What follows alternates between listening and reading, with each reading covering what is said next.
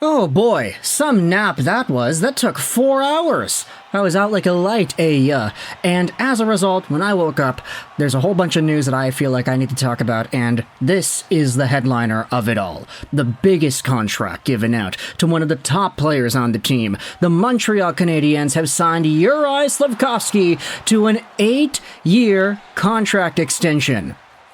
Take a look at this. Montreal Canadiens GM Kent Hughes announced on Monday that the team has agreed to terms on an 8-year, $60.8 million contract from 25-26 to 2032-33 with forward Juraj Slafkovsky.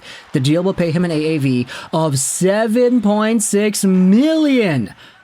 Now, before we dive into anything else other than that, that's a good contract. That's a very, very good contract. $7.6 million a year for a guy who just put up 50 points in 82 games played in his second NHL season and who's probably going to get better. 7.2 for a guy who's only 20 years old?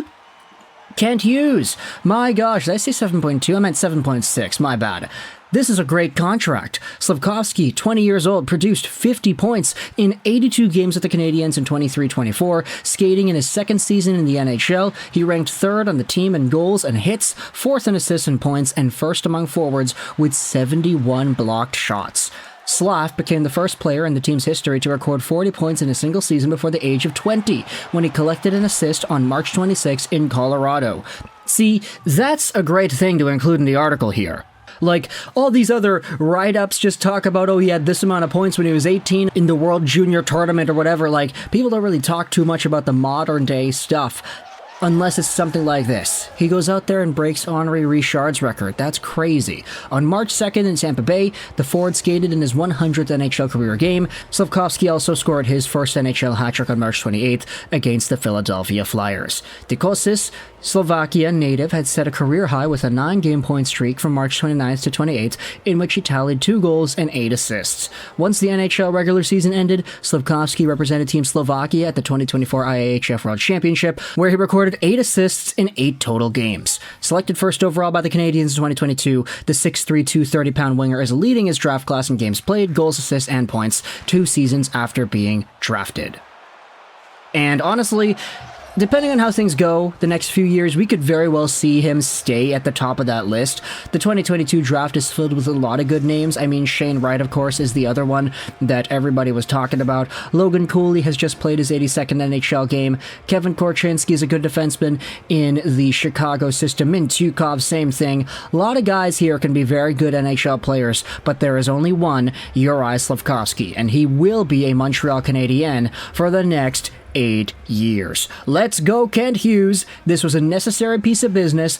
And heading into the next few years, with the Montreal Canadiens having all of these guys on lock, Cole Caulfield is signed on. Let's see how Cap Friendly's rival Puckpedia ends up working out here.